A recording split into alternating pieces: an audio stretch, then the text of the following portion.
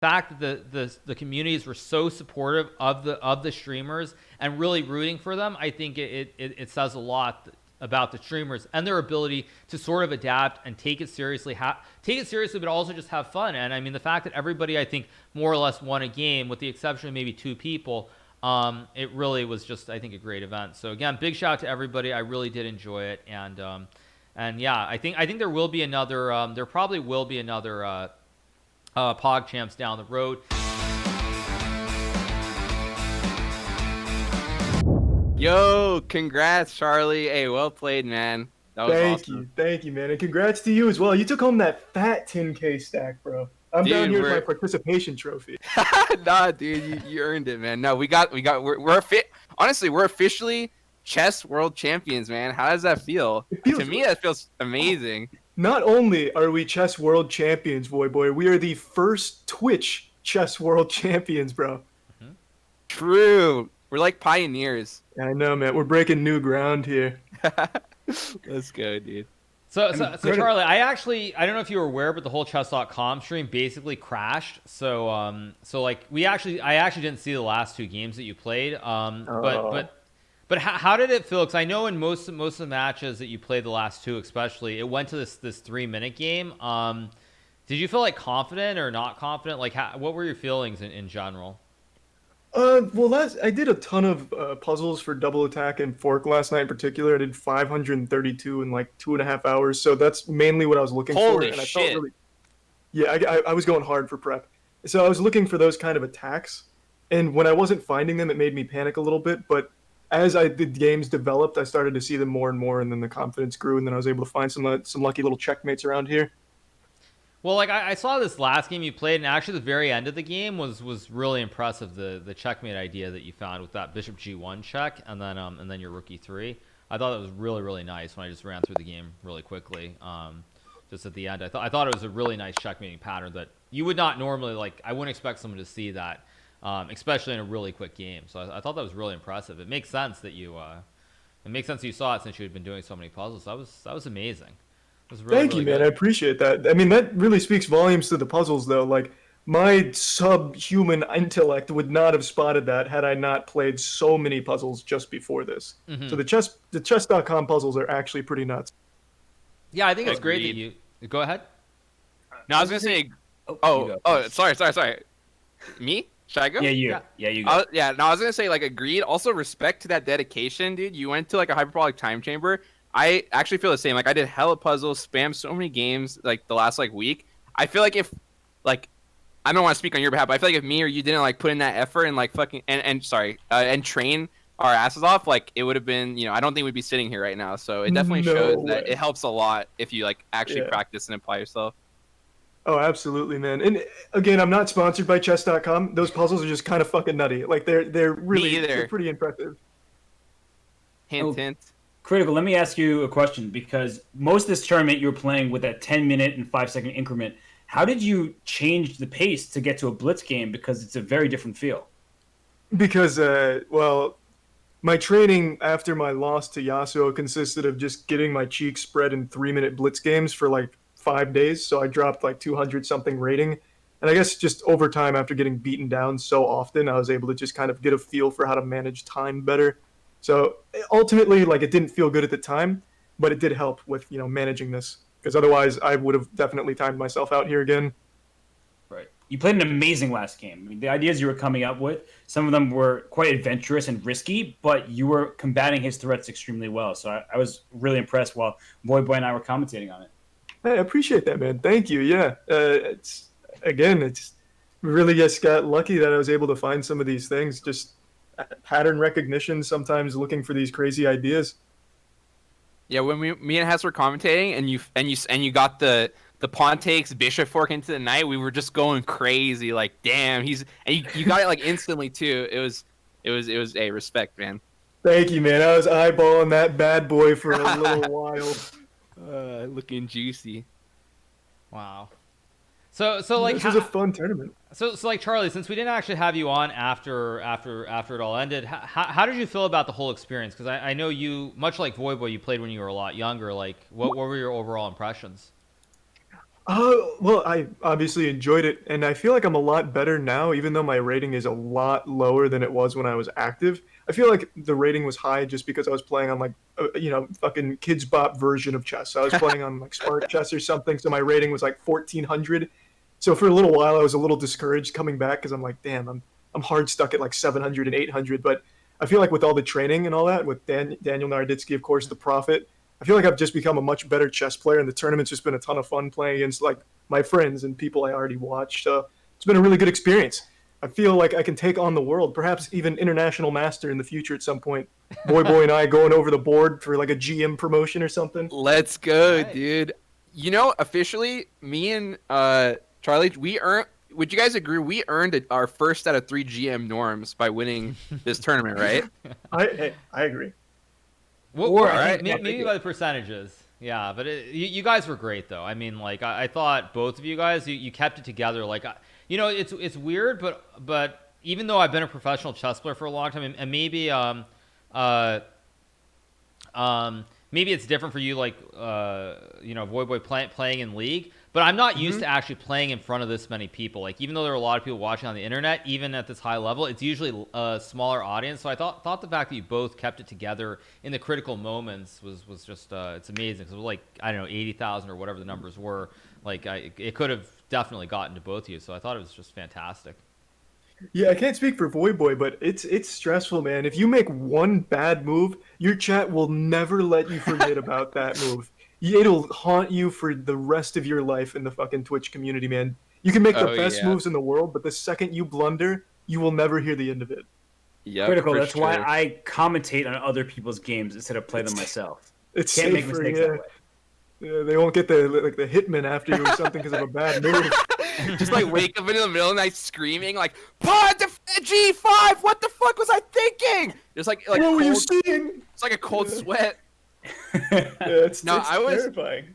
I was like shaking, dude, like the whole time. I was nervous as fuck. When I dropped the first game and I played bad, like I just I don't know. I had to like reset mentally and just like bring myself together, but it was not easy, to be honest. And like I played so many like league tournaments in front of like, the world stage and all this stuff, but I don't know. This was actually like I was more nervous for this than probably any like LCS match or anything like I've played in my life. So I don't know, dude. Chess is it's intense, man. When I won like the last game, I like jumped out of my chair. I was just like shaking. Like it was so ridiculous. I feel that too, man, because it's a game that's entirely on you. Like, if you make a mistake, there is no one to blame. And I'm the kind of guy that's always looking for an excuse. I was trying to be like, thinking of a good excuse for why I lost. Like, I'd be a grandmaster in excuses, but I couldn't think of shit because it's chess, right? It's tough.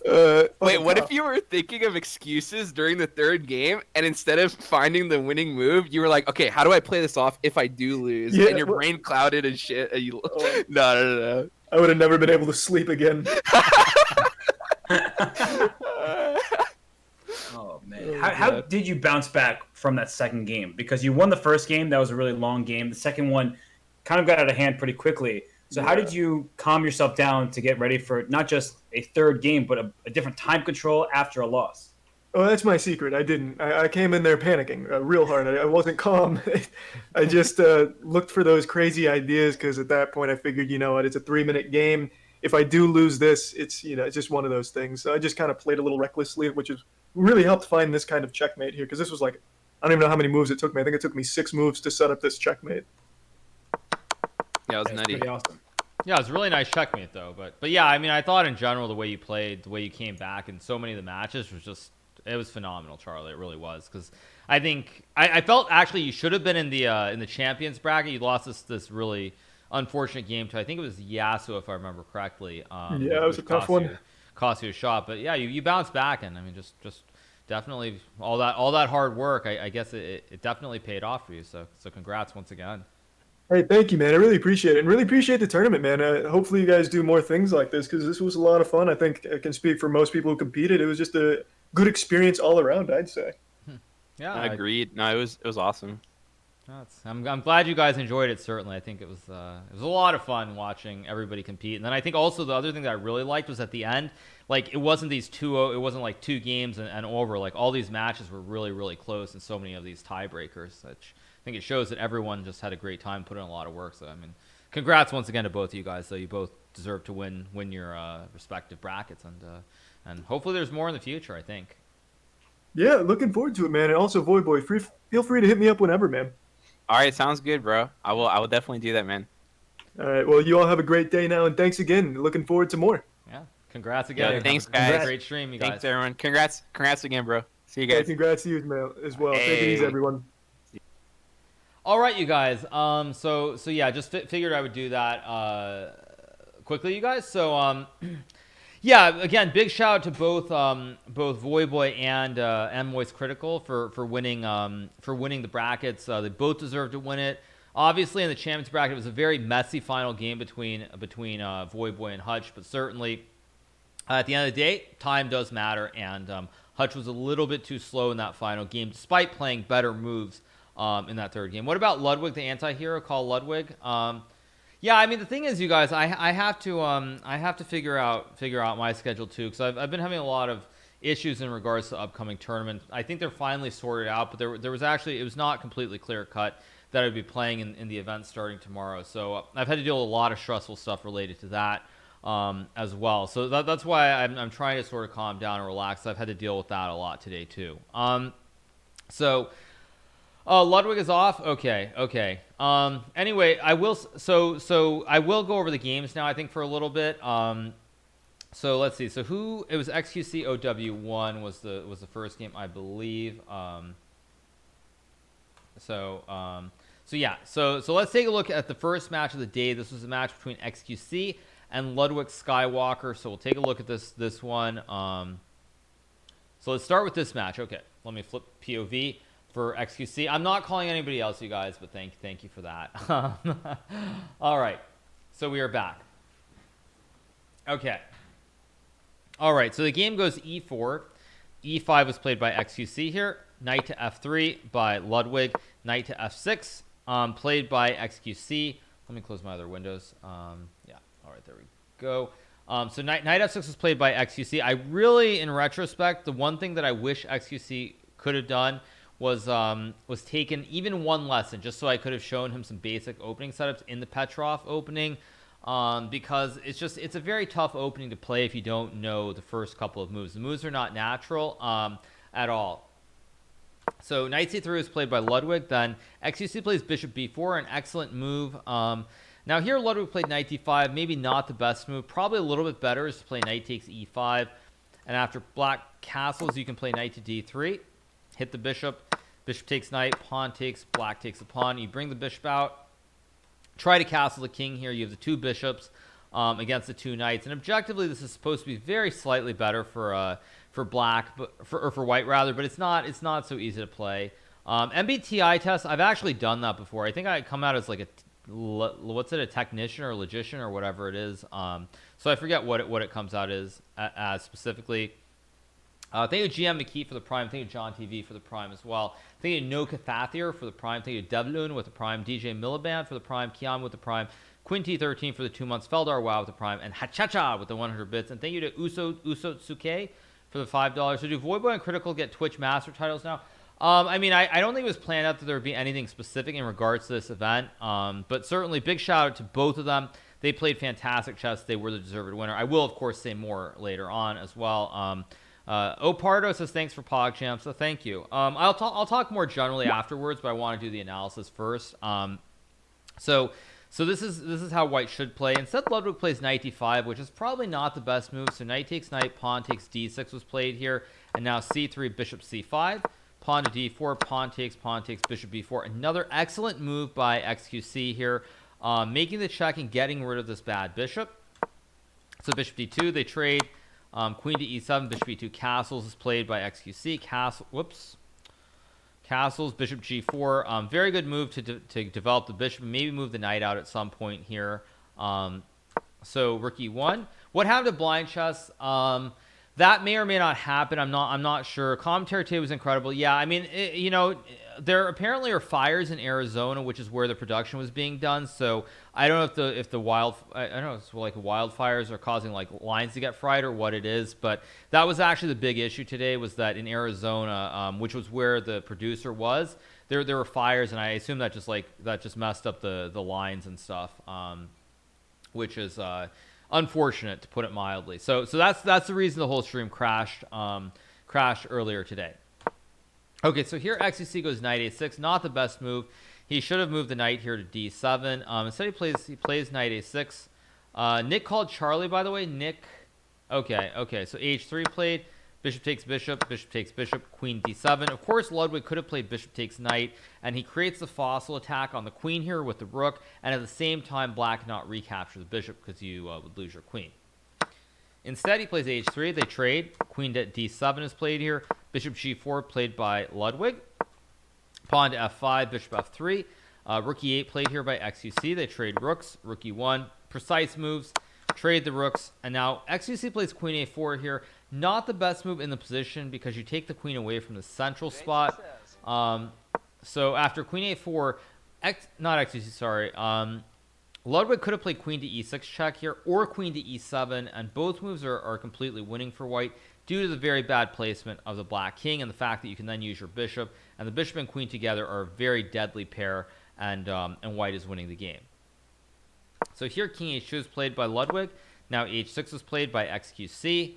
G4 played by Ludwig, and one thing that I didn't like, by the way, to point this out, is it felt like in this first game Ludwig was kind of trying too hard to cheese XQC. He was like, this guy's just bad at chess, he's going to blunder an obvious checkmate, instead of trying to focus on just making the good moves. He thought that XQC was going to make a blunder, and when you play the game of chess, we have a very specific phrase for that, which is called hope chess. And what hope chess is where you hope that your opponent will make the blunder. You just hope they're going to make a mistake instead of just beating them with the best moves. So it felt to me like in this game, at a certain point, Ludwig started playing hope chess, where he's like, okay, it's XQC. He's just going to blunder this obvious checkmate instead of playing the best moves in the position. So h6, g4. XQC now takes the pawn. Queen e8, king h7. Of course, with the pawn up one square, the black king can run to h7, and black is doing fine. So now queen to e2 is played by Ludwig.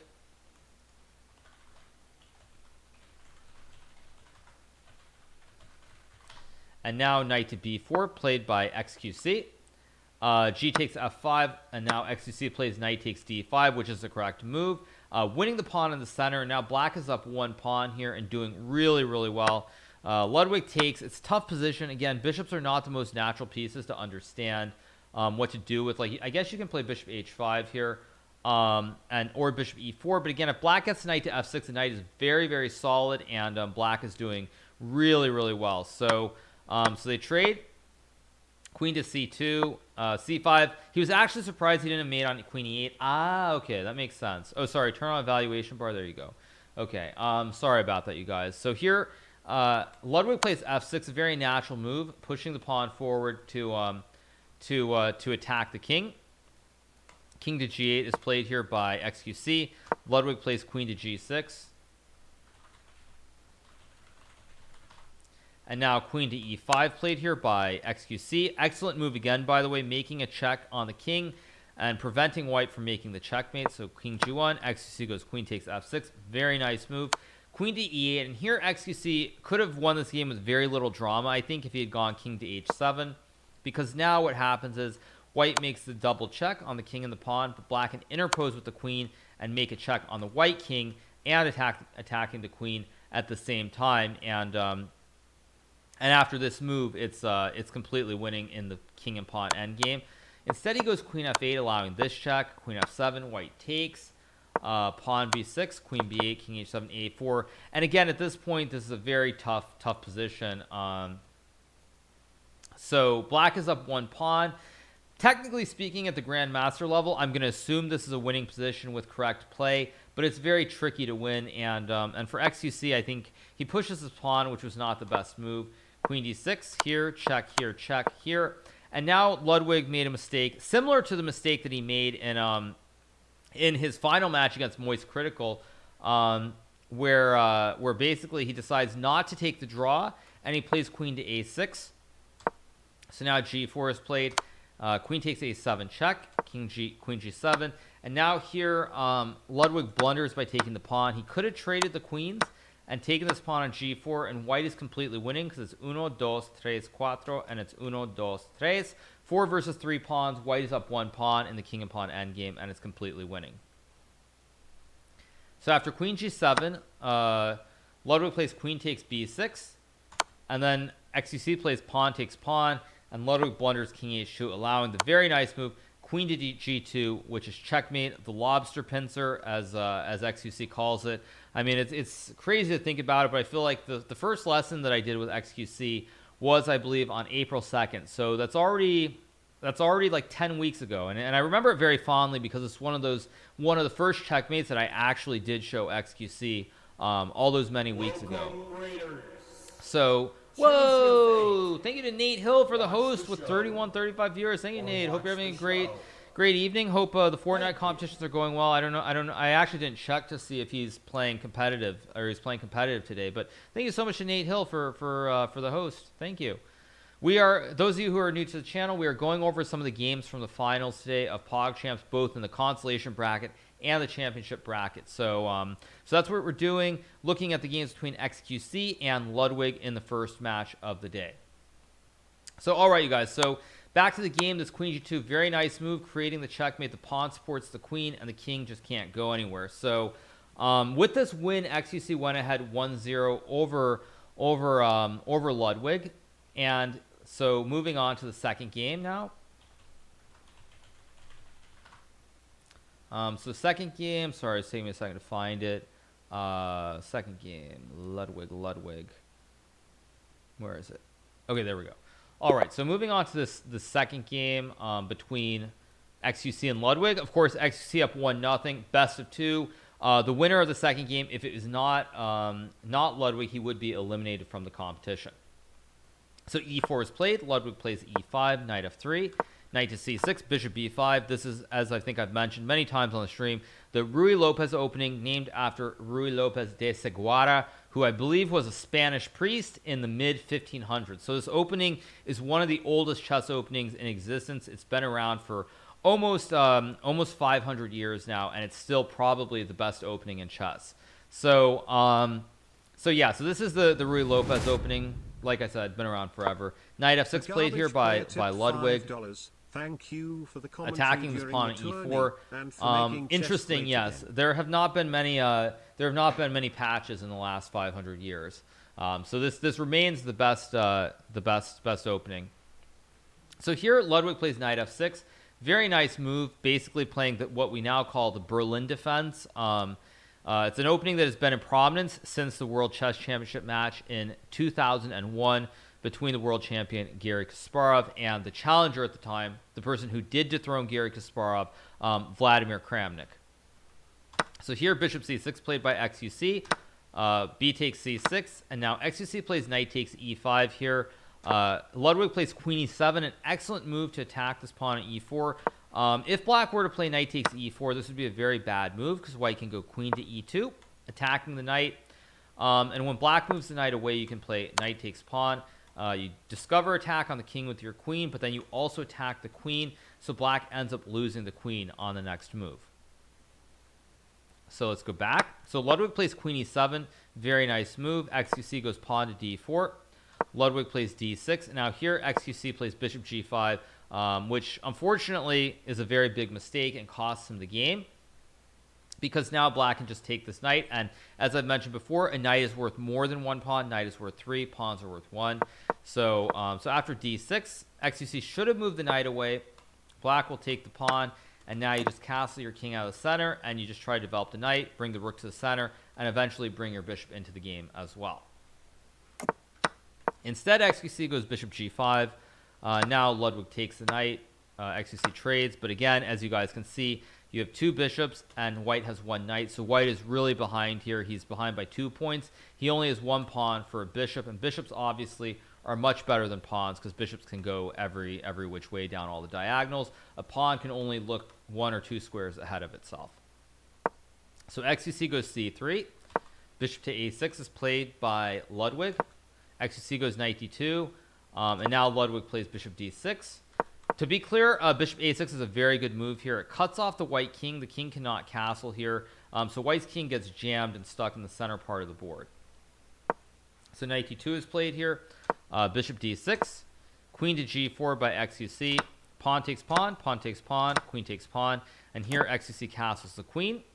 Ludwig goes bishop e5. Another excellent move, lining up this battery, as we call it, where the queen and the bishop target a certain point in the white position. And white really has no way to stop this checkmate. So, whoops.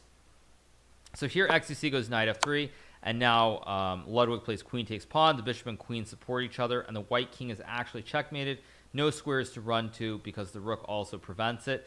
So with this win, Ludwig won the second game of the match. The match became evened up at 1-1.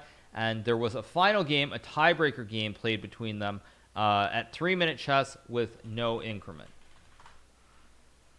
All right, so let's take a look at the final game. Okay, so here's the final game between XQC and Ludwig. So the game starts out e4 by Ludwig. As I think I've mentioned before, in terms of the format, the player who had the higher score in the group stage gets the white pieces. So e4, e5 played. Knight to f3. Knight f6 played here by XQC. Again, as I've said many times, and actually those of you who were watching the previous game, if you're coming from like Nate's channel, you'll notice there's the same actual idea here. So after white plays knight e5, the way black is supposed to play this is push the pawn or move the queen, because when black takes this pawn, now white goes queen to e2. And at this point, if black moves the knight away, you run into the same trick. Exact same discover check here with the check on the king, and black loses the queen here on this dark square. So fortunately, XQC pushes the pawn. Again, you guys, to give you some lore, there was a match between XQC and Byron, and XQC and Reckful played, man, even that feels like ages ago now. I want to say it was maybe a month and a half ago. There was the match between XQC and Reckful, and in that match, XQC played knight f6, allowing knight to c6, which Reckful did see, winning the queen and winning the game that they played in that match. Fortunately, XQC played pawn to f6 this game. Queen takes knight, pawn takes knight, Ludwig takes the pawn. XQC goes bishop e7, Ludwig takes the pawn. XQC goes rook f8, and now here, Ludwig plays queen takes pawn, pawn to b6, bishop to d3, bishop b7, and now Ludwig plays bishop to g6. And after XQC blocked, Ludwig played queen takes f7. Checkmate, and with that, he won the match 2-1 and moved on into the final match against Moist Critical. So, that didn't happen. Yes, you guys. So let's rewind the videotape. Come on, you guys. It's all for content. You really think that even an hour later I don't remember the game? Let's be serious, chat. Anyway, XQC. It was castles, knight c6, bishop g6, rook f7, and here Ludwig did not take the bishop. Instead, he played queen to h8 check. Bishop to f8 played by XQC. Here Ludwig takes the rook. XQC takes. You look stressed, bro. Get an early night, chat. As I've said before, this event was probably one of the biggest events that I think I've seen for chess in a very long time, and I do feel that I should give it its fair due. It is more important than whatever's happening tomorrow.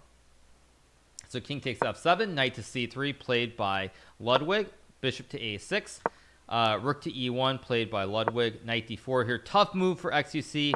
At this point, it's very tricky to play for black already. Maybe black can move the queen out or develop the bishop, but it's a very tough position to play. So here, knight to d4 was played by XQC. Ludwig plays queen takes knight, seeing the backwards diagonal here. And now black is simply behind by one rook, and it's really, really hard to survive. So c5.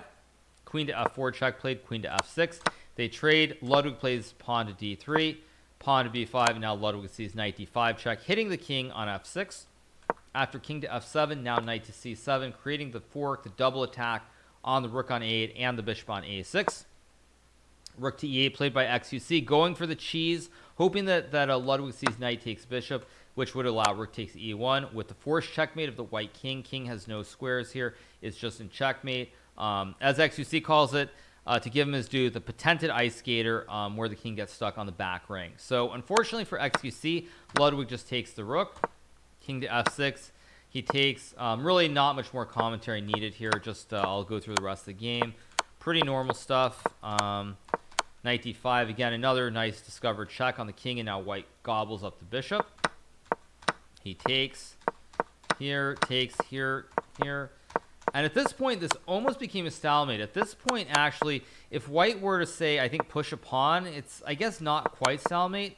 But here, very close to stalemate, because if white pushes, like, the rook here or something, the king gets caught in the middle of the board, and this is actually a complete stalemate, because the knight and the rooks prevent the king from going to any of these squares, basically. So, very close to stalemate, but Ludwig knew the mating pattern. He goes here. King e5 goes check. He goes check. He goes here. He goes check again. You just do the staircase with the rooks. They cut the king off. King has to keep going back. And then after king d8, rook to b8, which is checkmate. King cannot come up anymore because this rook covers these three squares, and then the rook covers the squares that the king could go to on this back ring. So it's checkmate. And with that, why do I say stalemate? Stalemate. Stalemate. Stalemate. What, am I saying something wrong? Stalemate. What? Stalemate. What, are we gonna have an English lesson here? It's stalemate, you guys. Like, well, like, come on, let's chill out, chat. It's stalemate. What's chat? Why are you guys trolling me or something? Like, come on, let's be serious here. Stop trolling me. Like, let's be serious. Let's not be silly, okay, you guys? It's called stalemate. Is there some joke here? Am I missing something? I'm trying to figure out what I'm missing. I must be missing something, I'm guessing. I'm missing something. I don't know. Anyway, all right. So yeah. So with this win, Ludwig won the match 2-1 and moved into the final match against Moist Critical. So let's move on to the next match, the final match, I think, in the Consolation. Then I'll take a look at the championship bracket. So it was Turbo Fisto, right? Okay, so all right, let's take a look at these games from the Consolation bracket. Let's go back to the beginning. So this was the game between the fateful game, I should say, between Ludwig and Moist Critical. So e4, e5. Knight to c3, knight f6, g3 played, or d3 played by Ludwig, d5, excellent move, opening up the center of the board. Pawn takes, knight takes, g3 played here, knight to c6, bishop g2, and now knight to f6. Especially,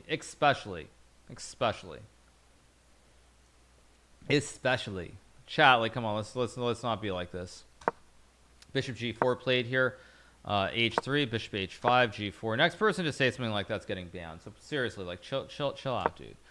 Bishop g6 played, bishop g5, pawn to h6, bishop h4 here. Don't do it. I'm not joking this time. So bishop h4, bishop b4 here, pawn to a3, bishop takes knight, knight takes bishop.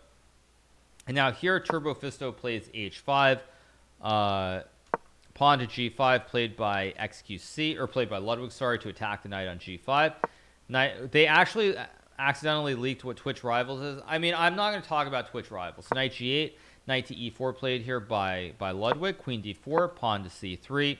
Excellent move by Ludwig, removing this queen from the center part of the board.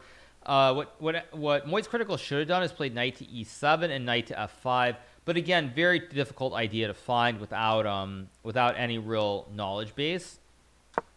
Like, not even knowledge base, but sort of like the maneuvering ideas. Like, these maneuvering ideas are very hard, like, to find, because you're really looking to attack forward and attack your opponent, but finding these ideas like knight e7 and knight f5, it doesn't come naturally at all. So queen d4, queen c3 played, queen to b6. Now here, Ludwig plays queen e2, supporting the pawn on b2. Turbo Fist, or Moist Critical castles. Ludwig castles, and now he plays bishop takes e4. Not perhaps the best move. Again, knight e7 would have been a better move to go knight f5, but once you don't see the idea, it's very unlikely you'll see it down the road. So bishop e4 played, pawn to g6 played. Now king to h2 played here, pawn to f5. And here Ludwig sees end peasant, pawn takes pawn. Very nice move here. to see it, because I think at this point in the game, Moist Critical did not realize that it was an option. If white cannot take this pawn here, then black is doing very well with these pawns and the pawns in the middle of the board and having a big center. However, white can take the pawn and play end peasant. And now Ludwig plays, or not Ludwig, Moist Critical plays knight h6. Ludwig plays bishop takes pawn, rook hg8. And here, Ludwig misses a critical opportunity to win the game on the spot. He could simply move the bishop back, capture the pawn with the bishop or the queen, and he would have been winning the game. So instead, he goes f7. Now here, Moist Critical plays knight takes pawn. And this is where really the game got away from Ludwig. He could have played bishop takes knight.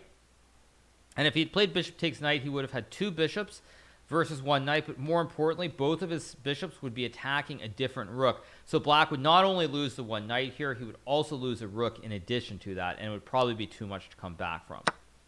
So bishop takes rook, Moist Critical plays knight takes bishop, Ludwig plays check, king b8, rook g1, rook f8. Excellent move by Moist Critical, trying to create a threat against his pawn on f2, from which the queen and the rook will be attacking the white queen.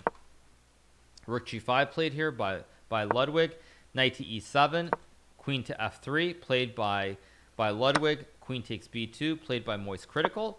Ludwig goes rook f1, an excellent move, queen to d2.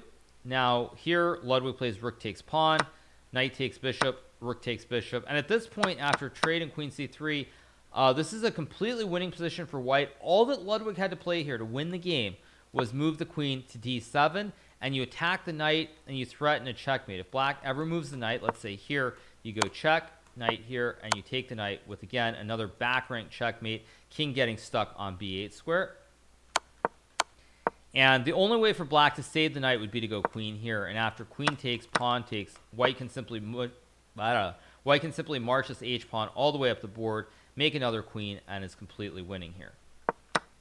Unfortunately for Ludwig, he didn't see it. He went queen f8, made the check, and now he plays rook to g1. And this game kind of has similar overtones to the game he played against XQC, where he could have made a draw at many different points, but he did not want to make the draw, and he decided to play on, which was completely fine here. Again, he can go rook to g8, tie down this knight and king, and then march this h-pawn up the board and get another queen, and he would have won the game, and most likely would have won the match, I think, because he did win the second game as well. However, in this position, Ludwig did something that happened in the final championship match. He plays queen to f5 check, attacking the king and attacking the queen. But unfortunately here, there's queen takes queen, and now it's just all over but the crying, honestly. Rook to g8 played by Ludwig, queen check, king g1, queen to d4, h4, queen takes h4, and now, I mean, really not much to look at. Rook g3, queen c4, and I will just show you the moves. I have no comments. Here, queen takes rook, and a2. And at this point, Ludwig resigned. Obviously, with two pawns coming up here, or two queens coming up for black, it's just a very easy checkmate. And with that, Moist Critical won the very critical first-round game Big money tipped against Ludwig. Big fan. Not trying to troll or make fun, but you're... Thank you, dude. Appreciate the $5. So let's move on to the next game between Turbo Fisto and Lud Skywalker. So moving on to game two, as I pointed out before, you guys, 2-game matches, best of 2, 1 game with white, 1 game with black, and at this point, Ludwig was down 1-0, so he had to win this game. Very critical to win this game and try to even up the match. So e4 played. e5, knight f3, knight c6, knight to c3 played, bishop to c5. Okay, dude. Okay, I just saw one of those comments. Congrats. Where was that comment?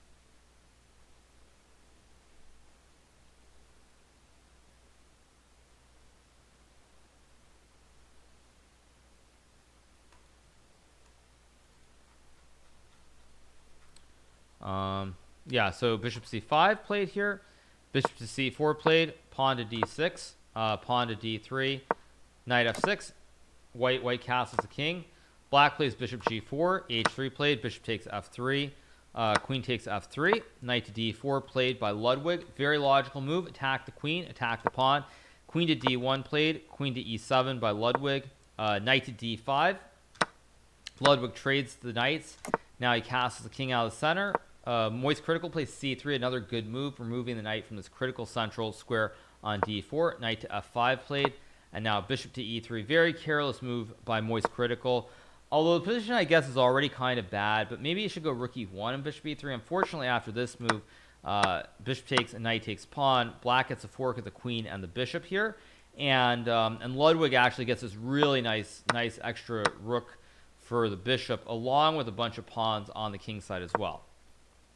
So a6 played here by Ludwig, rook e1, b5, bishop b3, rook fe8. Now here, Moist Critical goes pawn to d4, hoping for pawn takes pawn, because then white would win the queen on e7. Pawn to e4 played, bishop c2, played by Moist Critical. Ludwig plays pawn to e3, queen f3, pawn to e2, again a very nice move, basically forcing this pawn one square away from making a queen and keeping white's rook permanently tied down to this pawn here right in front of it. Moist Critical plays rook takes pawn, which blunders queen takes, rook takes, and after king f1, rook c2, Moist Critical resigned in view of the fact that he's down 2 rooks, and there's really nothing he can do with only pawns here. So with this victory, Ludwig evened up the match at 1-1, and they had to play a third and critical tiebreaker game after this. So I'll take a look at this third and final game, which was the 3-0 blitz game between Ludwig and Moist Critical. So the game starts out e4 here, e4, e5, knight to f3, knight c6, bishop b5, played by Ludwig. Now here, Moist Critical plays knight f6, employing the same opening, actually, that Ludwig used in the previous match against XQC in the third and final game, I believe. So they trade on c6, pawn to d4 played here by Ludwig. Charlie takes, Ludwig plays knight takes pawn, bishop c5, bishop to g5 played by Ludwig, pawn to h6, bishop h4, and here Moist Critical sees a very nice move, pawn to g5, breaking the pin. For example, if black takes the pawn, you would lose your queen. So he pushes the pawn, breaking the pin on the queen. Bishop goes back, and now he plays knight takes pawn, and black is ahead by 1 pawn. So here, Ludwig castles, knight takes bishop was played by Moist Critical. Ludwig takes the knight. d5 is played by Moist Critical. Rook to e1 is played here by Ludwig. Bishop e6 is played by Moist Critical. And here Ludwig takes. At this point, I think it's probably much better for black if you just castle the king, or if you take and then castle. But Moist Critical forgot this idea, I guess, that there was this rook check, because now the king is a little bit open. It still should be good if you run the king, but it's not a very natural sort of setup. So bishop e6, they trade, king f7, and here, at this point, this position is very good for Ludwig. He could have played rook takes pawn.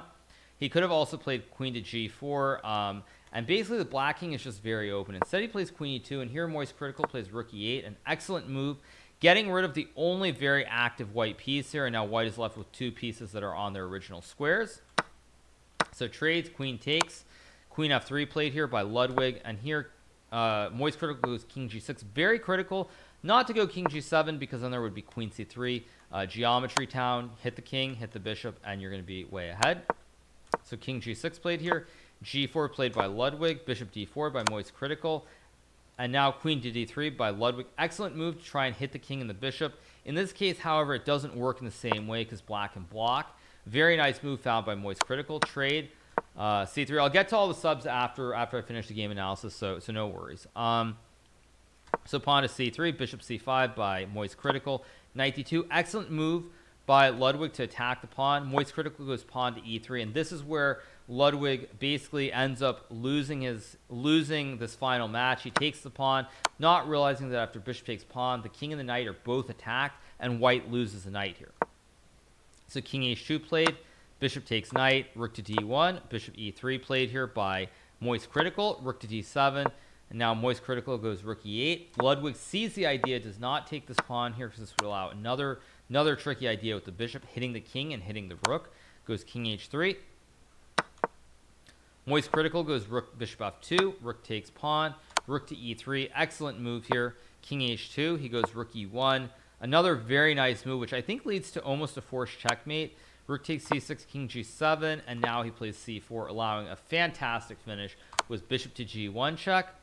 And if white goes king h3 here, black goes rook e3 check, pawn up, and then you go rook here. And quite simply, black is just going to make a checkmate. Bishop and rook combine, and the king is just stuck. No access points whatsoever for the white king, and it's game over. So here, king g3 is played by Ludwig, and now Moist Critical plays the final, really nice move, rook to e3. King is stuck here. This is just checkmate. King can't go either to any of these squares. Bishop guards these two. This pawn guards these two, and of course the king hits the rook hits the king on g3. And with that, Moist Critical wins the match 2-1, and he also wins the wins the consolation bracket. And I think he got $4,000 in cold hard cash for winning the bracket. So congrats again to Moist Critical. Before I do championship, I'll just talk a little bit. I think certainly a great finish to this event. I think fantastic result in the consolation bracket. Moist Critical, one of the people who put in the most work, certainly outside of BoxBox. I can't really think of anybody else. Maybe Nim put in more work than Moist Critical, but I don't think there's anyone outside of BoxBox and maybe Nim who put in as much work into the event, or as much work into studying the game of chess as Moist Critical did. So certainly the hard work that he did paid off. He goes on to win the consolation bracket. Ludwig put in a lot of time, but it felt much more condensed. It felt like Moist Critical was one of the guys who put in work from a very early time period. As opposed to Ludwig, who put in a lot of work, but it felt like his work was over the last week and a half, 2 weeks. So Charlie was kind of in the chess meta, it felt like at an earlier point. So yeah, congrats to Moist Critical. Fantastic victory.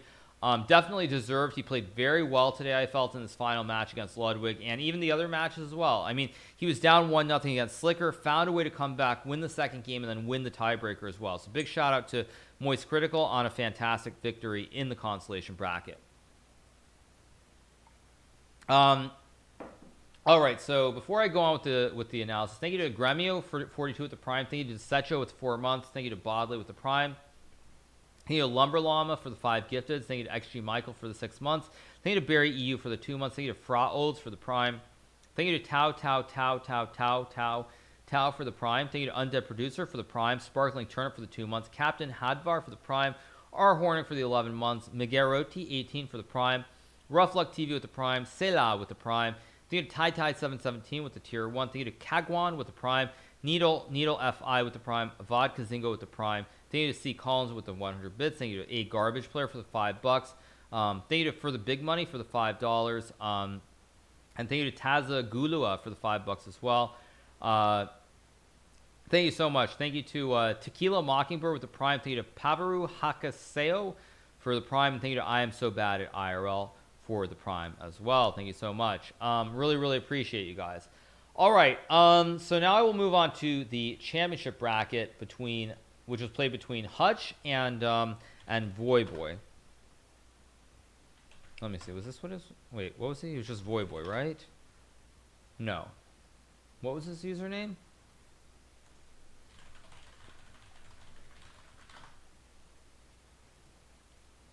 Oh, it's Voyboy Genius? Okay, sorry. Wrong thing. Okay, there we go. So, all right. Let's take a look at these games as well from the championship bracket.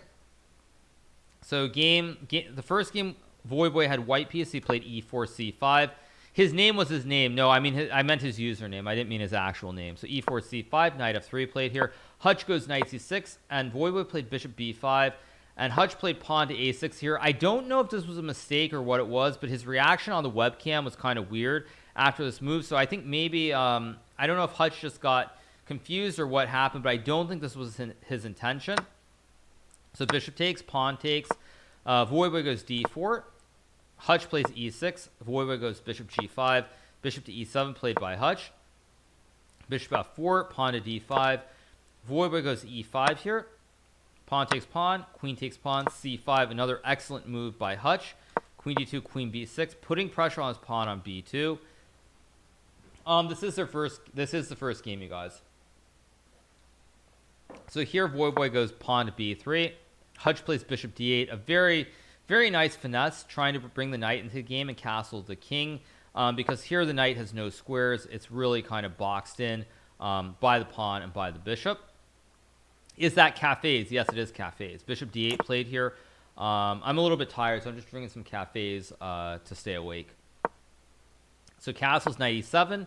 Void Boy goes rook d1.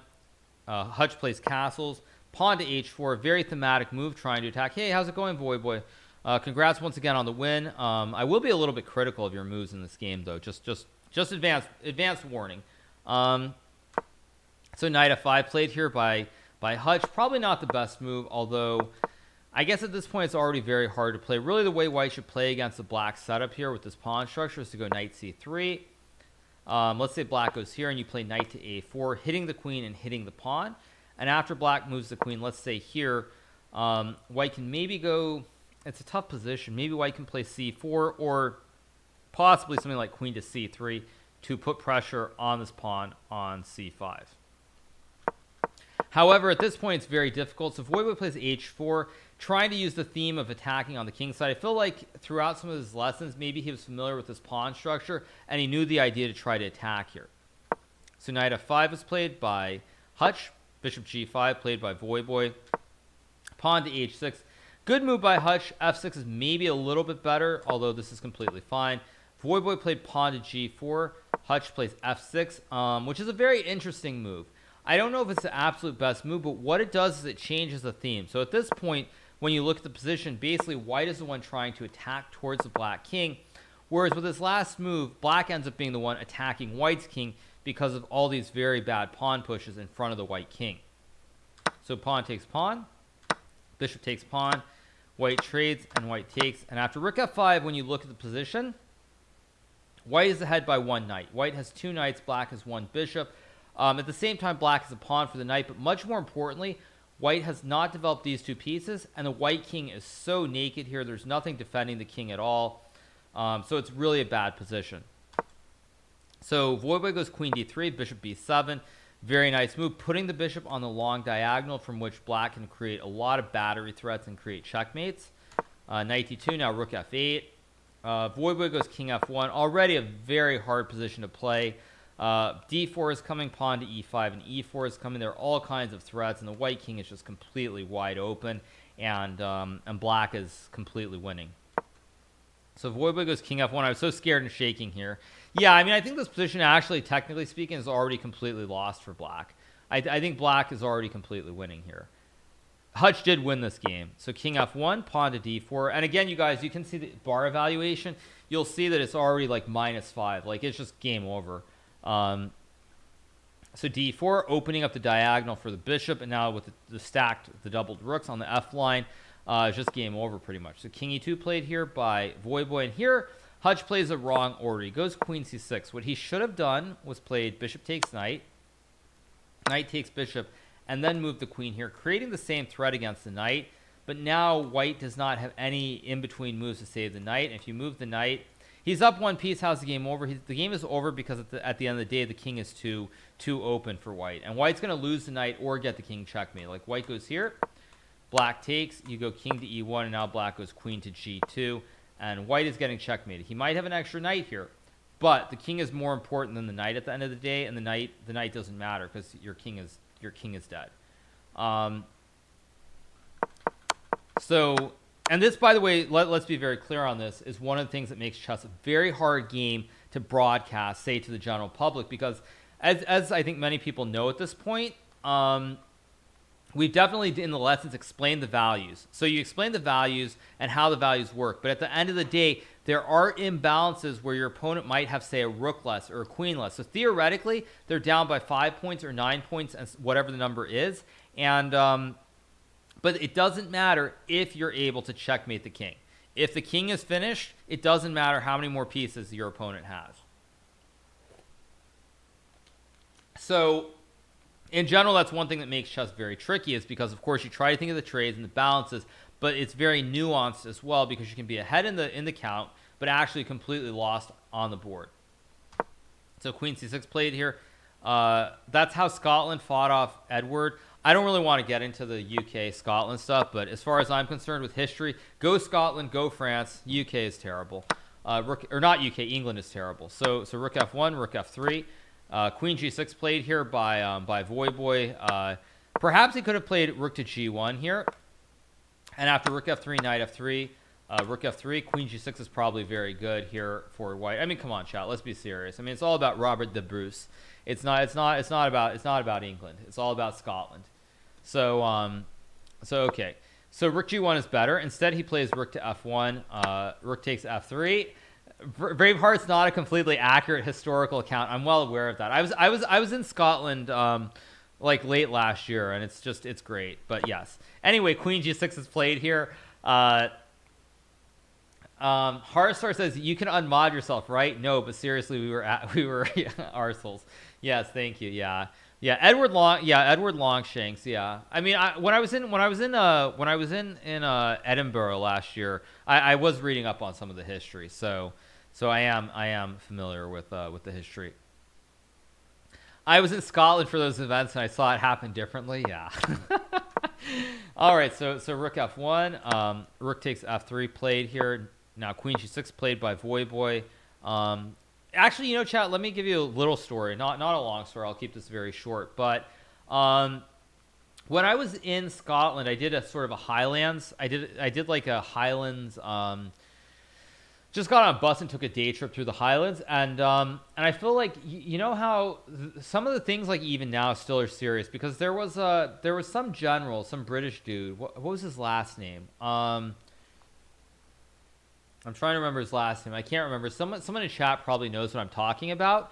But there was there was a general, and basically even like 200 years later, if you have that same last name in Scotland, you're hated. Montgomery. Yes, it was Montgomery. You're right. Montgomery. Exactly. So like even if you're completely unrelated to the generals from like 200, 300 years ago, they still will not serve you a pint in a bar. So yes, it was Montgomery, though it was. So anyway, you guys, let's get back to the chess. I don't know why I ended up on a history rant, but rook f1 played here, rook f3, queen g6 played by Voyboy, and now rook to g6 played by, or rook f6 played by Hutch, bringing the rook back, attacking the queen, and now as black is simply up one pawn, but more important than being up one pawn, the white king is very open here. So queen g3 played. Queen to d5 played by Hutch. c4 played by Voyboy. Pawn takes pawn. Queen takes pawn. Hutch plays queen g2. Queen h5 is maybe a better move here to hit the king and to hit the pawn on h4. But queen g2 played. Queen takes c5. Queen g4 played by Hutch. Pawn to f3. Now bishop takes f3. Just a tough position all around for Voyboy. Open king. Queen and knight are in very bad shape. The king is not good. So pawn f3, bishop takes pawn. King d3 played by Voyboy. And here Hutch missed an excellent opportunity to finish the game off in style. He could have played bishop to e2 check, hitting the king and hitting the rook, and it would be game over basically. Instead, he goes rook d8. Now Hutch goes king c3, trying to manually bring his king over to the queen side of the board here and avoid all sorts of checkmate ideas. Here Hutch goes rook f8, trying to pin the king and the queen. Rook takes f3. They trade. King to b2, and here again Hutch misses an opportunity to win. He could have played queen to f6 check, attacking the king and the rook. If white goes king b1, you can go rook to d1 check, and now you just gobble the rook next move. And if white goes queen to c3, there's a brutal move, rook to d2 check. White cannot capture the rook, so that puts the king in check. And when the white king moves, black just takes the queen and wins the game. So here queen to e2 is played instead, king to a3, and Hutch makes a very big mistake here. Black is up one pawn in the position, but it's not so clear to win if queens come off the board, because right now the white's king is on the edge, the rook is passive, and the queen is not doing very well for white. But after queen b5 here, Voyboy plays queen e3. He should have traded the queens and gone king to b4. And at this point, I'm not even sure that black is okay, because white's getting two connected passed pawns that are just going to run all the way up the board, and probably white's winning the game here. So at this point, I think this would have been close to winning for Voyboy. Instead, he goes queen e3, keeping queens on the board. And after pawn to e5, king b2, Hutch goes queen d5, queen b6, queen d4. And now Voyboy makes the critical error. He goes king to a3, blundering queen takes queen. However, even if Voyboy were to trade the queens here, the still is probably losing, because as you'll notice, white cannot get to this pawn on this a6 square in any kind of timely manner, and black's 2 pawns are actually just going to run down the board because white loses this one on h4 first. So Voivod played king a3, queen b6, rook e1, queen c5, and he just resigned here because black is simply up a queen and checkmating in a couple of moves. So let's move on to the next game between Voivod and Hutch. So this was the second game, which I believe, right, which Voivod wins. Very short game, by the way. So Hutch goes d4, knight f6, c4, d6, knight c3. Voivod plays g6, transposing into the King's Indian defense, an opening that's been around for a very, very long time. Certain people like Hikaru seem to play it from time to time. So very aggressive opening, trying to go for a decisive result. e4, bishop g7 played here.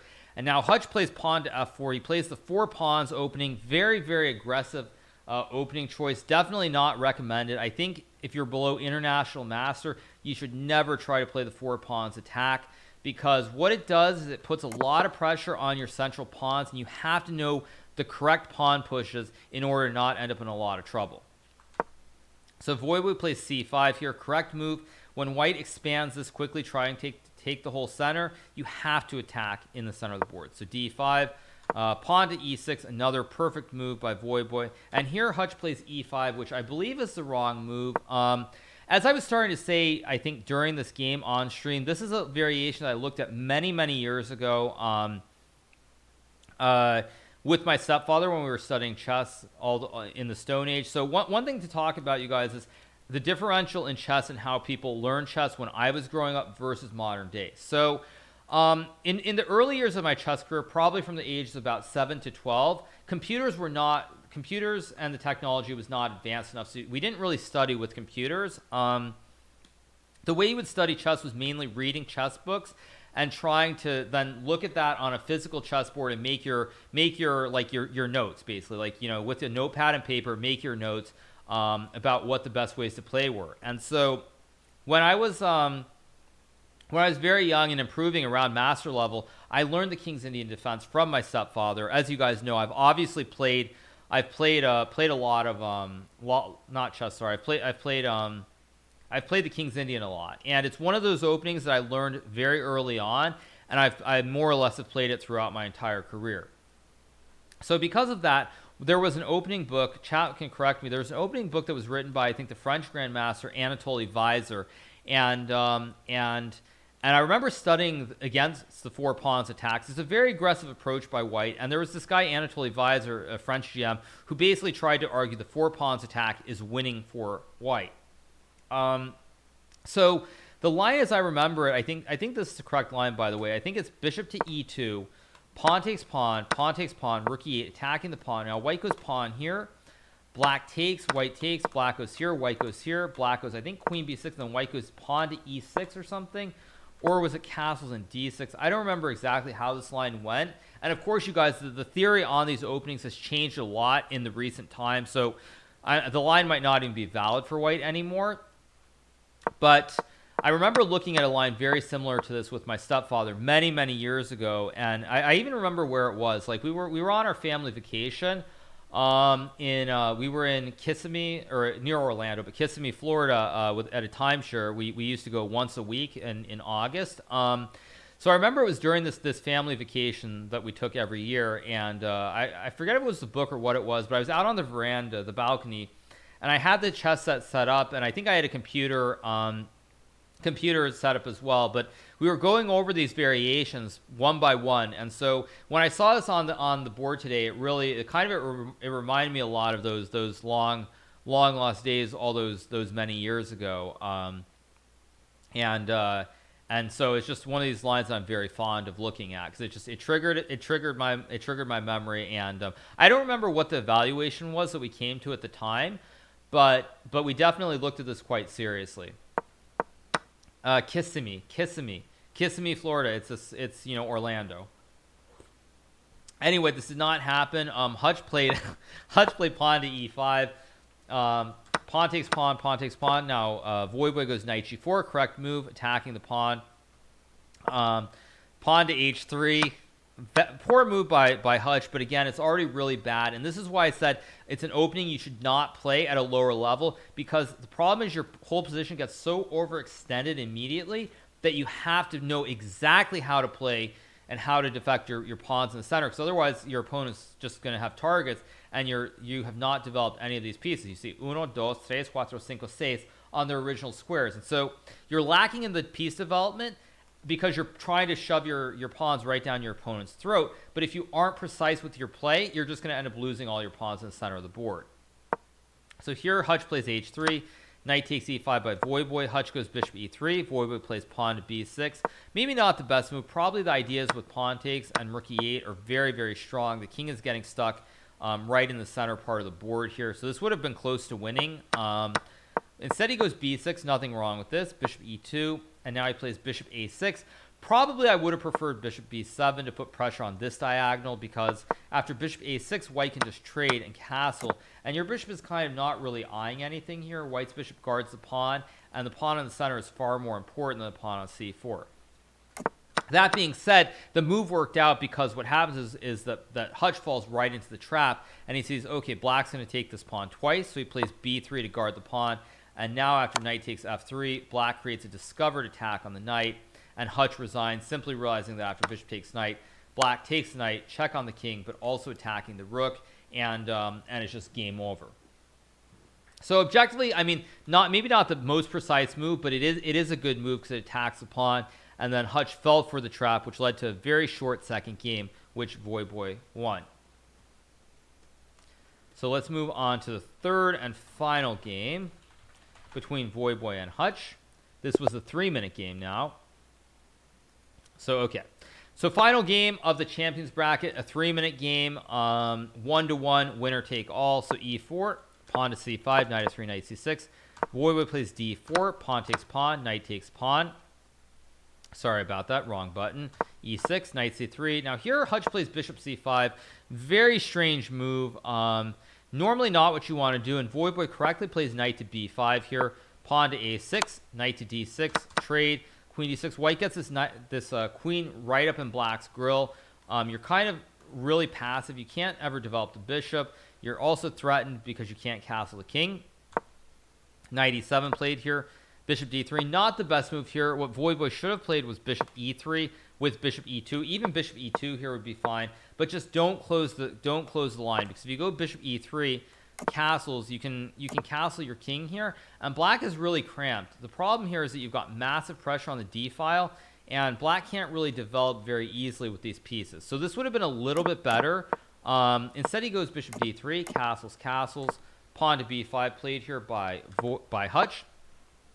Voyboy goes queen g3, very natural move, bring the queen out of the square, try to attack here towards the black king. Knight g6, and here Voyboy should have played pawn to f4, again with a very straightforward idea. Let's just say black moves the bishop, you go pawn to f5, knight to e5, now you can go bishop to h6, and because of the pin on the king and the pawn, black is just completely lost. If you go queen f6, there's bishop g5, trapping the queen on f6, and if you push the pawn to g6, there are many ways for white to win, but even the very simple, just bishop takes rook, and you're way ahead.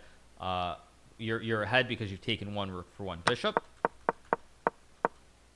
Instead, Voyboy plays rook e1, which is not the best move. What he really needed to do here was understand the concepts, and this is something actually that applies a lot to the Sicilian defense, is that normally when you get like a queen here, you have bishops like this, you're almost always trying to attack by pushing your pawns up the board, instead of trying to play in the center of the board. So rook e1, knight e5 played here.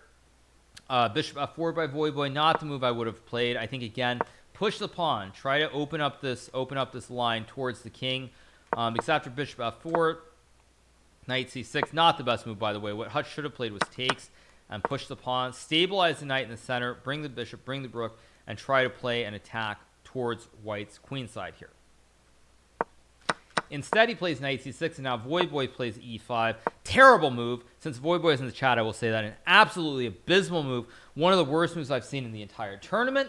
What Voyboy should have done here was played bishop to d6. And now after rook e8, you'll see a very similar theme where instead of a queen here, it's a bishop on d6, which just cramps black's position. So I'm very, very disappointed in Void Boy. I feel like his move was such a disappointment to me.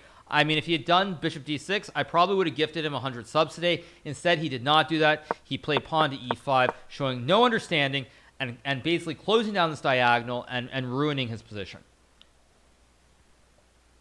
So he plays e5, which, by the way, to be fair, it's a bad move, but it's not a terrible move, because what e5 does is you do open up this light square bishop on the diagonal towards the king.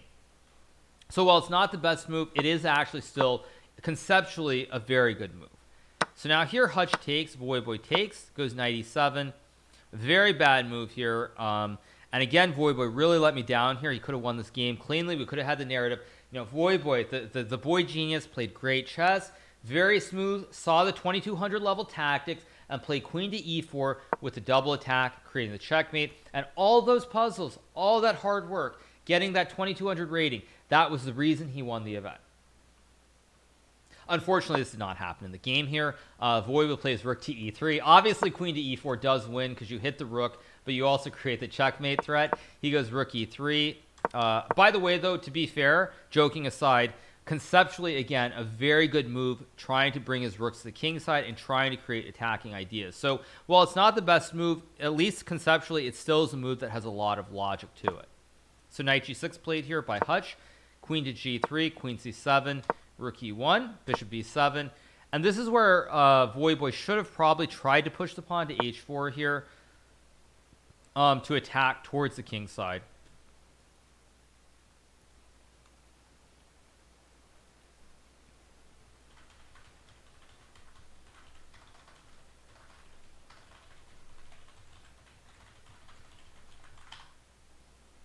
So at this point, basically, he should have played h4. Instead, he goes bishop e4. Now after rook c8, they trade the queens, or trade the bishops, and then he goes rook f3. Maybe not the best move. Again, I really like this h4 idea. Maybe even knight e4 to put the knight on f6 or d6 here. And he would be doing well, though it's already kind of hard to play. And this was one thing that I remember. Actually, thinking of broadcasts, I remember there was this match between Gary Kimovich Kasparov and Deep. I think it was Deep Fritz that was broadcast on ESPN, the sixth and final game of their match they played, which ended in a very quick draw. And one thing I remember from that match was that one of the commentators, Maurice Ashley, made this comment about the Sicilian defense. And when you play the Sicilian defense as black, you basically give up a lot of space and development in the short term. Oh, is Deep Fritz? Okay. But anyway, or no, I said Deep Fritz. It was Fritz, not Junior. Anyway, the point I was going to make is that in Sicilian, normally black sacrifices the development and space in the beginning because he pushes a lot of pawns. But the longer the game goes, the more advantageous it becomes for black in the Sicilian defense. So they trade rook f3, rook c5. Knight's move by Hutch, putting pressure on this pawn e5. H4 played here, queen c7. Attacking the pawn. Excellent move by Hutch to put 3 pieces on the pawn. Void Boy goes rook e3, knight to e7, and now Void Boy plays h5, blundering knight to f5. And after queen f3, knight e3, rook queen e3, h6, another fantastic move by Hutch. White's whole attack kind of runs out of steam. What you really would like ideally is something really nasty like pawn here, pawn to h6, and you think, okay, free knight. But now what you can do is you can go queen g5, threaten the checkmate with the pawn and the queen, and after pawn to g6, you go queen to f6, and you create the lobster pincer, and the black king is getting checkmated in 2 moves. Sorry. So yeah, let's go back to the game. So instead of b4, Hutch plays pawn to h6. Void Boy goes rook d1, rook fc8, rook to d4 played here. And now rook to c4 played by Hutch. Again, trying to take advantage on the c file with the 2 rooks and the queen. Goes rook takes rook, queen takes rook. And now Void Boy at this point was ahead by 30 seconds. And it was very critical that he just moved quickly. And I thought his moves at this point were very important. And the way he played, not blundering the queen, not blundering the knight, was very impressive. Because obviously he's down. He's way down on material. But he does have a chance to keep the game within balance since he can just make moves quickly. So I'm not really going to go over the moves at this point because I don't feel they're really that necessary. But I will make a couple observations. So first thing that I think I noticed was that Hutch did not, as I understand it, have the pre-move function turned on his board. And I think that definitely cost him a couple of seconds. So first of all, what I would say is after this pawn push, if Hutch had pre-move on and he made this move in the 0.1 seconds instead of, I don't think I can see the timestamp in this analysis, but if he had the pre-move on, he could have made the pre-move pawn takes pawn. This would have saved him at least 0.9 seconds on this move, and the 0.9 seconds could have played a very critical role at the end of the game in terms of the time. So knight e4 takes, queen b3. Here, again, chat, if Hutch had the pre-move, pre-move enabled, he could have played rook takes queen and probably, again, saved himself at least 0.5 seconds in the game. So on these two moves, if Hutch had the pre-move enabled, this would have given him at least 1 second plus, which at the end of the game could have made a huge difference in terms of, maybe not in terms of him, winning the match this game, but he would not have lost the match, I don't think, on this game. So knight d2, rook c2, king e2 takes. I'm not really going to go through the moves here. Excellent move. Now, one thing that Hutch, and again, he said this in the post game, is he was just very nervous. He wasn't really thinking about the scenario. But one thing that you have to do if you want to be a very good blitz player is you have to be very mindful and aware of what's going on the board. So you really need to pay attention to the clock, but you also need to pay attention to the board. And it felt to me that at this point, after king e7, Hutch sort of forgot that the only thing he should be focusing on is tunneling, and tunneling that he makes sure to gobble these two pawns so he takes the loss out of the equation, even if he runs out of time. Because after check here, he also played here. What he should have done was move the king back to any other square, because any other square he would have been able to tunnel and see, I take the pawn and go over and take this pawn next move. But unfortunately, he played this one, giving Voivod all these checks, and then he blunders with rook e4 again. At this point, I think he had about 4 seconds, so he could have still taken this pawn on h5 and just made sure that there was no way that he can lose the game. Instead, he goes rook e4, king c3, he trades, goes here, and now he made a lot of moves very quickly, but unfortunately, at this point, he ran out of time, and with it, he lost the game, unfortunately, because of it. I was really hopeful that maybe you'd see that after pawn push, just gobble the pawn, because with the king and the queen so far away, there's no way you can checkmate your opponent. So you just need to make sure you take the loss out of the equation. And if he had taken the pawn, he probably would have had time to make the check and just sack the queen for the pawn and make the draw and then move on to a second blitz game of 3+0. However, after h7 here, after h7 was played here, Hutch ran out of time, and Voivod won the game on time, and with it, he wins the championship bracket and becomes the first champion of PogChamps. So big shout out to Voivod again. Very tough match. Could have gone either way. Hutch could have won. Voivod could have won. But I think it certainly was a great finish. We had a tiebreaker that decided it. Maybe you could say it should be 3+1 instead of 3 minutes with no increment. Again, first time running the event. In the future, I think there will be some changes probably. But I think there will be more PogChamps events. So again, big shout out to everybody for all the love and support. And I guess what I would say is, in general, certainly it's been an amazing ride.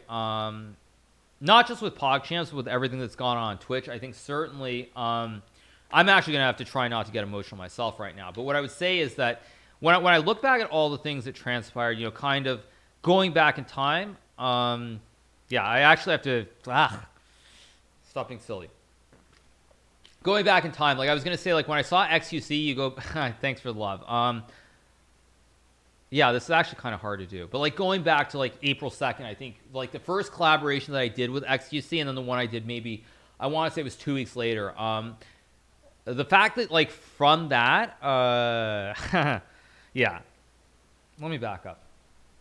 What I was going to say, so like those two collaborations, seeing doing that stuff with XUC and what it led to beyond that, leading to all these other streamers who started playing like BoxBox, Voivod. I think those are probably the two guys who started earliest after that. And then seeing sort of the progression of all the streamers playing chess and it leading to PogChamps where you had 16 people competing, where everybody basically took lessons, everybody improved so much was really amazing.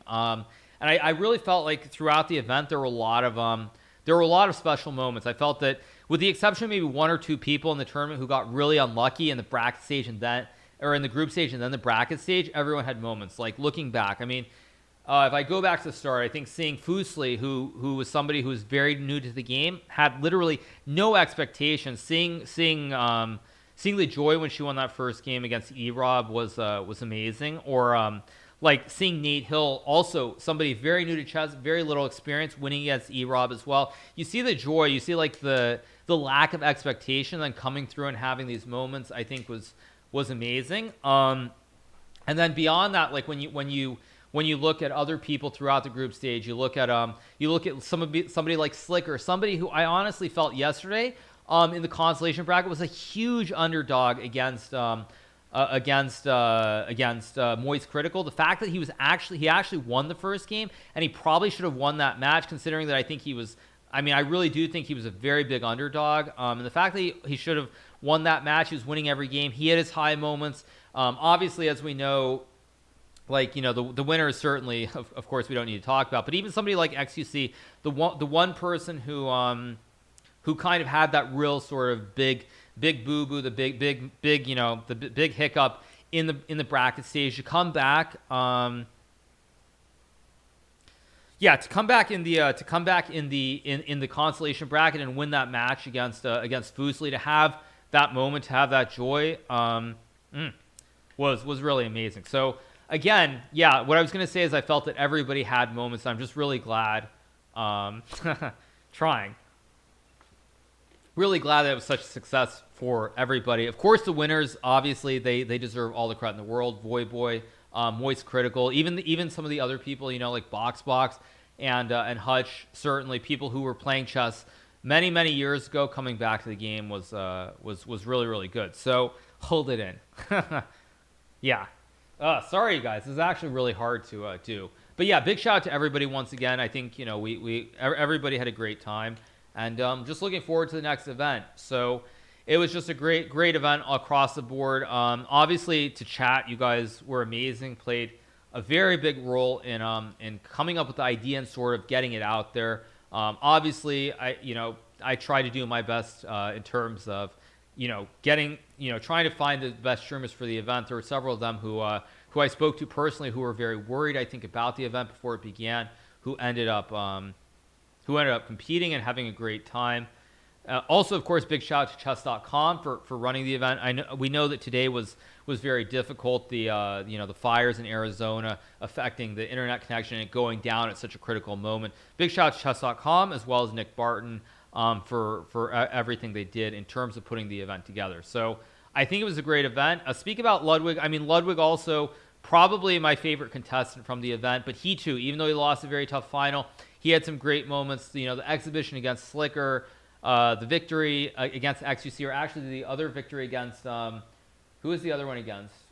He had another very nice victory somewhere in the middle there. So really, I just think everybody, it was a great event. So I am going to stop talking about the event before I actually do breakdown. I think it was a fantastic event for everybody. Talk about. I mean, I felt. I mean. I really enjoy it. I thought the fact that all the people enjoyed, they put in so much work. You really could not ask for anything more. And also, I think the other thing I would say in general terms about chat as well was I can say this personally for myself, is I think when you go and play a game that you're very new to, I'll just use, Voyboy's a bad example because he happens to be probably the best at League and at chess, but you look at somebody like Voyboy, for example, a former professional League player, to go from that to playing something like chess, where obviously he's not as good, he never will be as good, as we all know, and that's not a roast, that's just fact, so it's not a roast. But when you go from something like that to a game where you're not as good, and there is a chance that people will make critiques. I think it's amazing that all these people put in all this hard work. So I know for me, when I randomly go away from chess and I do something like Valorant or whatever game it is, like TFT or something, I would say that that people can be very critical and they can make fun of you, and that's completely fine and completely reasonable. But the fact that people, the fact that the communities were so supportive of the streamers and really rooting for them, I think it says a lot about the streamers and their ability to sort of adapt and take it seriously, but also just have fun. And I mean, the fact that everybody, I think, more or less won a game, with the exception of maybe 2 people, it really was just, I think, a great event. So again, big shout out to everybody. I really did enjoy it, and yeah, I think there will be another, there probably will be another PogChamps down the road. Did I expect the viewer numbers to be so high? Not necessarily, but again, like I said, I think when it's in a competitive environment where you can really explain it, where it's pretty fast paced and people can keep up with the action, it doesn't surprise me that there are so many people watching the game, because as I think I've said many times, chess is one of those games that and this might be wrong, but I'm just going to put it out there because I think it's actually true. Somebody can fact check this for me or not, but I'm guessing that if you look at games, and by games I mean actual games, I don't mean sports, because sports are different, but if you look at actual games, I honestly think that more people in the world are exposed to chess than probably any other game, and I don't think it's even close. Because I've seen stats that say something like 500 million people play chess. Now, of course, 500 million people do not play chess, but there is the realistic possibility that something like 500 million people have been exposed to the game of chess at some point in their life. So I think because when you look at chess, it's a game that so many people were exposed to as children, you're naturally going to have a lot of people who just vaguely remember it from their childhood or playing with their parents and so forth. And so I think because of that, on Twitch specifically, since so many people are gamers and have played various games, I think that you see a lot of people on Twitch where they forget about it because they played it when they were 5 years old, and they may be 20, 25 years old now, but they remember, like, wait, I played it with my grandparents, or I played it with my father. And I think for that reason, feeling a little bit emotional, but again, it's one of those things where people, they remember it. And of course, when you become an adult, I don't know if this applies to everybody, but I think it's generally correct. It's generally correct. People tend to reflect on their childhoods.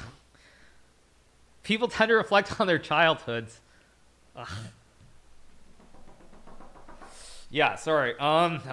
People tend to reflect on their childhoods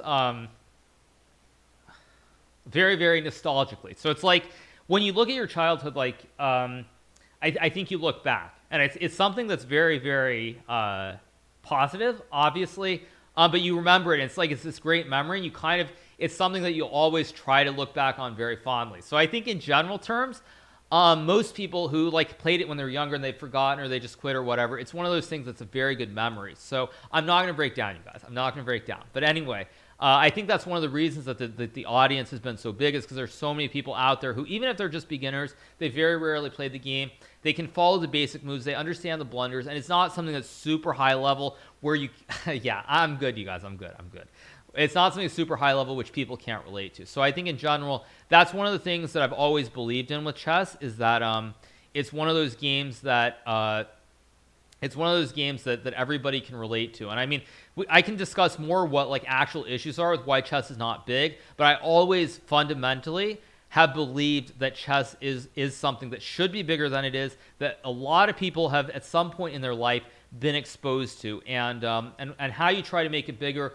Many people have tried to do many different things, but I'm just very glad that there were so many people watching the tournament and enjoying it more than just watching, but just enjoying it throughout. So shout out to everybody. Again, I don't think I mentioned the coaches, but again, to Daniel Naroditsky, to Chiyu, to Alexandra, to Hans, to Robert Hess. I mean, I think there were other coaches too, but everybody really did so much. And yeah, it was great. Yeah, Anna Cramling, Niels Grandilius also helping Nim, who had a fantastic event. Probably, I would say, I'll just do some honorable mentions.